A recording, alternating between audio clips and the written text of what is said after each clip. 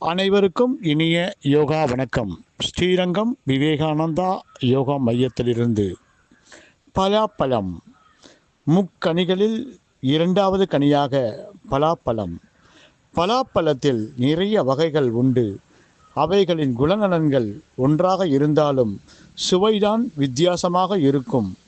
பலாப்பழத்தின் வியப்பூட்டும் நன்மைகள்: கலோரிகள் நிறைந்தது, உடனடி எனர்ஜி கிடைக்கும், நார் சத்து அதிகம் கொண்டது, செரிமான சக்தி மேம்படும், குடலில் நச்சுக்கள் வெளியேற்றி மலச்சிக்கல் சரியாகும், பொட்டாசியம் நிறைந்தது, நுரையீரல் புற்றுநோயை தடுக்கும் சக்தி கொண்டது, மக்னீசியம், இரும்பு சத்து மற்றும் ஏராளமான வைட்டமின்கள் உள்ளன.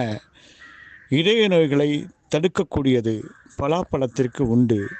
சருமம் பளபளக்கும், எலும்புகள் கூட உறுதியாகும்.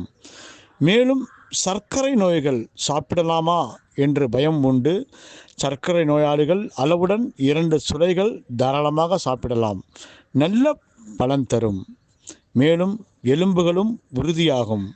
பலாப்பழம் அதிகமாக சாப்பிடுவதால் சிறுநீரக கோளாறு உள்ளவர்கள் கவனமாக இருக்க வேண்டும். வயிறு மந்தம், வயிற்று வலி, வாந்தி, எடை கூடுதல், ஒவ்வாமை, அலர்ஜி போன்ற தீமைகள் ஏற்படலாம்.